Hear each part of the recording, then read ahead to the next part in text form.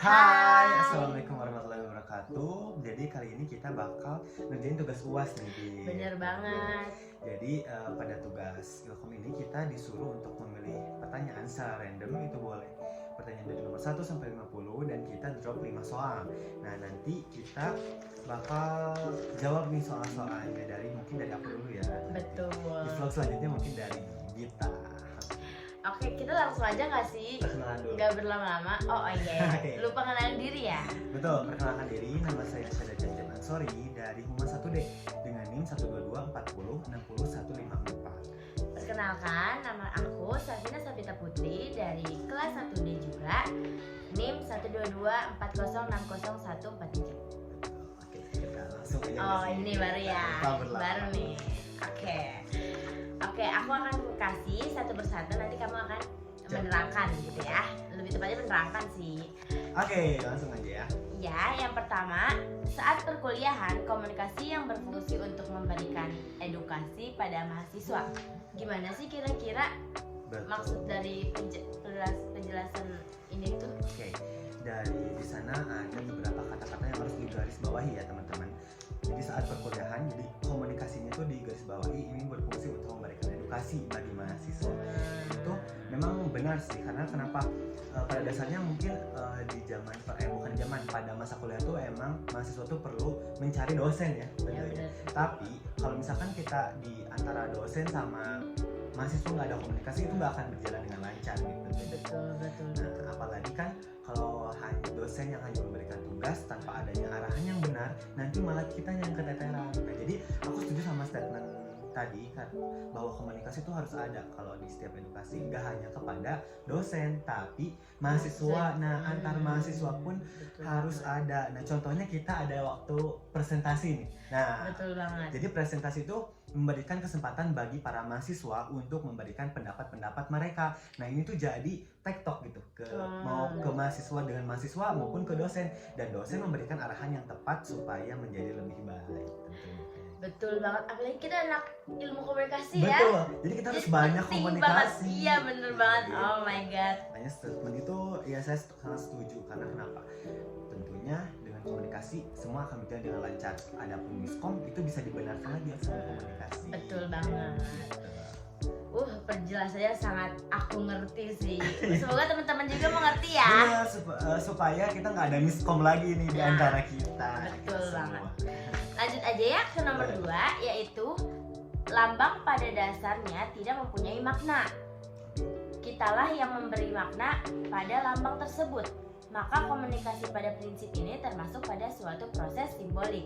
Oke, perlu kita garis bawahi lagi. Ini tuh membahas tentang lambang, teman-teman. Karena lambang tuh memang pada dasarnya nggak ada namanya loh. Benar. Nah, misalkan tiba-tiba ada lambang seperti ini deh contohnya. Nah, kayak gini. Nah, itu tuh kayak itu apa sih sebenarnya maksudnya? Nah, itu tuh kita sendiri yang menamai kayak gitu. Dan pada zaman dahulu mungkin kayak kertas, ini kertas kan waktu dulu Ada namanya ada ya. namanya. Kita kayak ini apa sih namanya? Nah, dan banyak sekali lambang-lambang yang mungkin zaman sekarang banyak dimengerti oleh masyarakat. Nah, apalagi sekarang kan banyak bahasa-bahasa isyarat itu termasuk lambang bukan sih? Iya sih, itu kayak kita misalnya aku kayak gini. Iya. Kamu, Aku bilang itu adalah L.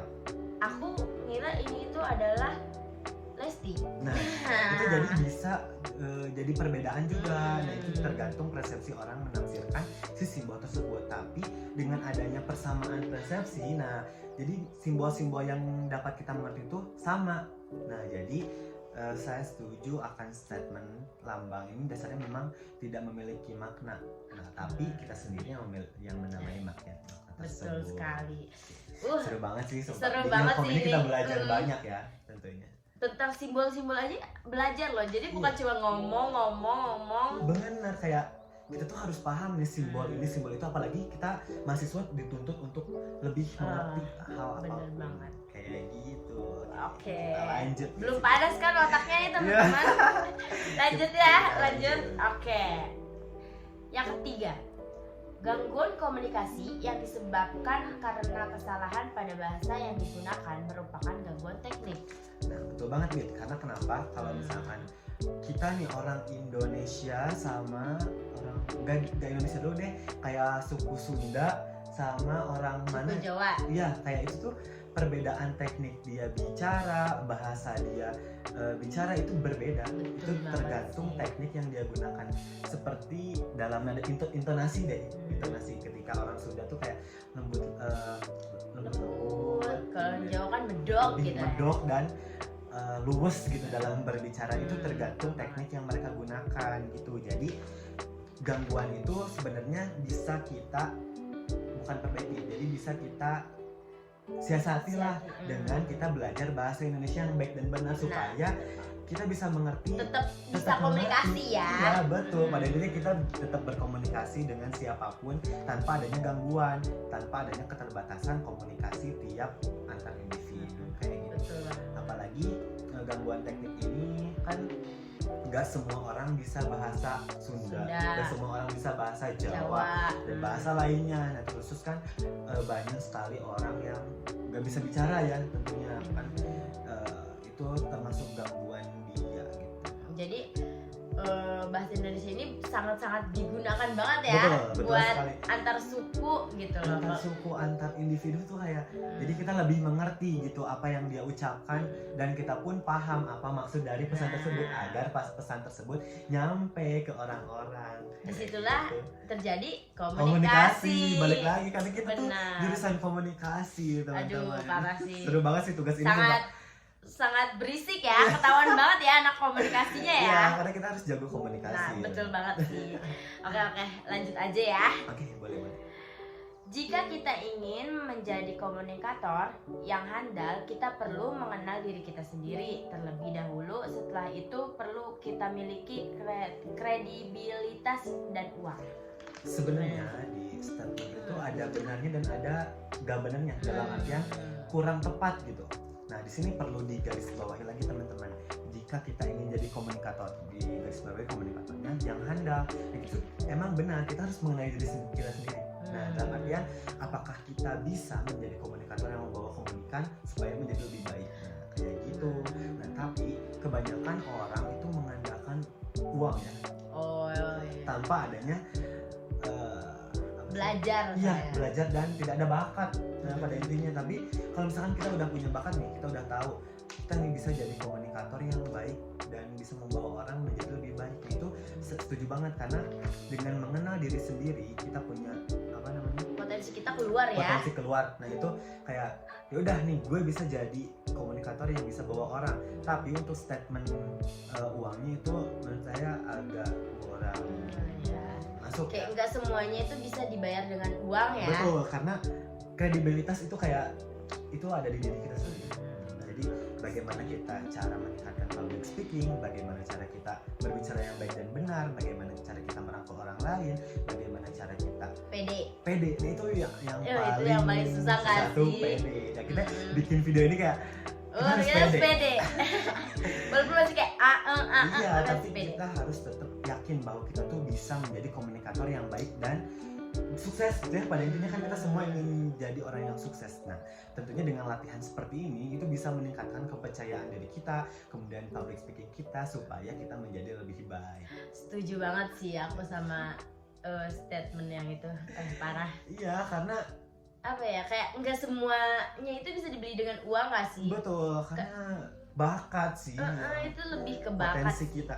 Dan bakat itu bisa digali ya teman-teman, kayak Iya, bisa aduh gue mah nggak bakat, aduh kayaknya Iya, enggak deh. Kayaknya dia itu sebenarnya bisa menggali potensi dirinya sendiri. Nah, buat teman-temannya yang belum pede atau belum kayak aku belum jago nih public speaking, kalian tuh bisa meningkatkan public speaking kalian. Terus belajar supaya kalian tuh lebih luas gitu dalam berbicara dengan orang lain. Seru banget sih Seru banget. Ini udah satu lagi pertanyaannya tuh. Sedangkan kita masih seru-seru. Padahal kita masih pengen ngomong banyak ya. Iya, tentu ya. Oke. Lanjut deh. Pertanyaan Pertanyaan terakhir. Komunikasi merupakan upaya pendidikan dan pewarisan nilai norma dan prinsip dari satu generasi ke generasi lainnya. Fungsi tersebut merupakan fungsi sebagai kolerasi. Maksudnya gimana nih, Mek?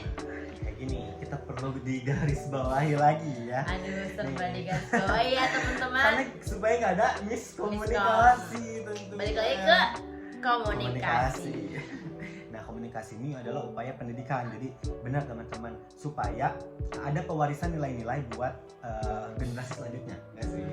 Nah, jadi norma ini di setiap satu generasi lain itu tuh memiliki fungsi. Nah, yang aku baca itu ada pertama tuh memberikan informasi, yang kedua mengolah informasi, lalu mengambil pelajaran dari peristiwa sebelumnya.